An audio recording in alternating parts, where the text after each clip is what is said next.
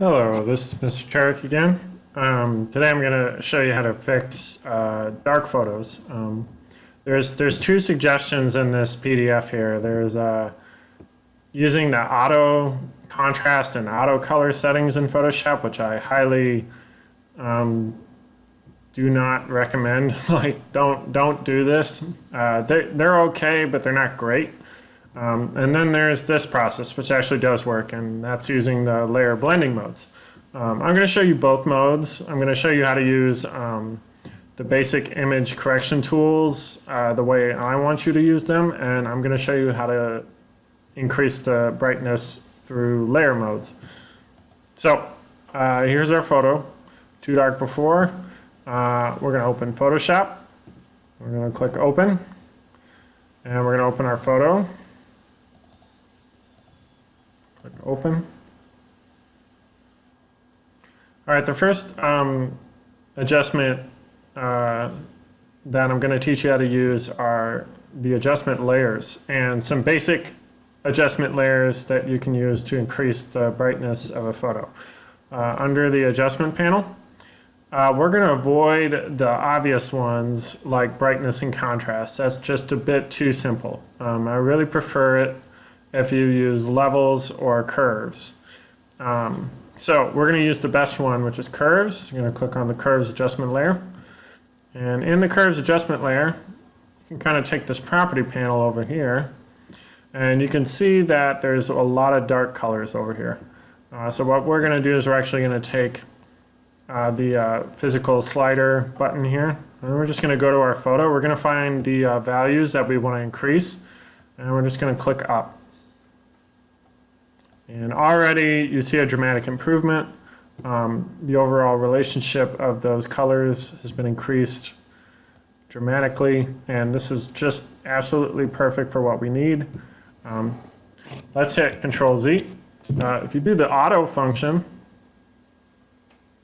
it sort of gets close. It adds a couple more points for you. And from here you could maybe increase it a little bit, but it's a bit abstract when you're working with the auto function. So it's always better to just go in and use the click and drag function, which is this little setting right here. And this allows you to directly target the colors you want to increase and just dramatically increase them however you want. Like it's probably the best way to use curves. It's the only way I use curves. So I can go in here and I can make even more subtle tweaks to various areas. You want to be careful of how many points you add to this tone curve here, though. Try to keep it to a minimum. All right, let's try another adjustment layer, and I got my background selected here. I'm going to go to adjustments, and I'm going to add a levels adjustment layer. Levels behave similar to curves, but the way levels works is just with the histogram. The histogram is this graph right here. It shows you the output of colors. So we know that our light colors start about here in the graph. This is where our lightest colors are. So we're going to change the white output from way up here to where the white colors start to come in. Our lightest tones are over here, so if I just move that slider in, it automatically adjusts our overall relationship and we get a much better photo. You can adjust these other sliders if you want to increase it a little bit more. You can always mess with this range. Levels is not as flexible as curves, which is why I'm showing it to you second. But it does a good job of lightening photos. All right, so the reason I'm showing you adjustment layers is because you can always double click on an adjustment layer.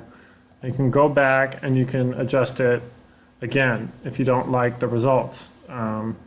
That is preferable to other methods simply because once you make those edits, you can't go back unless you go back in history. So let's say I were to go to my background here, and we're going to turn off this curves layer, and we're going to go to Image, Adjustments, and we're just going to do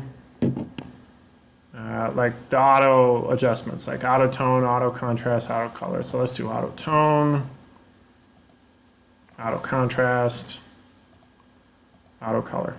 Okay, so that does an okay job, but if I continue to make edits on this and I lose those in my history, I can't go back in time. With an adjustment layer, it's always there. We can always open it back up. We can always re-edit it. It's much more flexible than using the auto features. And I personally think, compared to the auto tone, things like curves are just, they look better, in my opinion. All right, the last thing I'm going to show you is using layer blending modes. So there's a couple of different ways to do this. I'm going to show you the manual way and the hotkey way. So manually, if you want to copy a layer in your layer panel, like say this background layer, first you double click on it, and that's going to open up this new layer dialog box. You're going to click OK. And you just take this layer and you drag it down to the new layer button, and that makes a copy. Another way to copy the layer is to just simply hit Control J. Once you've made a copy of the layer, what you can do is you're going to set this top layer, you're going to change its blending mode. So you're going to go to the blending mode box here. This is a drop down menu. And you're going to go all the way up to screen. And what that does is some kind of Photoshop math, and it just kind of blocks some colors and lets lighter colors show through. So if I continue to copy this layer by hitting Control J, you'll notice that each layer has the blending mode set to screen, and our image automatically gets lighter. This is kind of preferable to curves, but it, again, you have to mess around with it. You have to see which method works better. Sometimes curves works better. Sometimes using layer modes works better. And that's how you fix blurry images when you're all, really dark images, sorry. When you're all done, go to File, Save As, give it a different name, and make sure you save it as a JPEG. Click Save.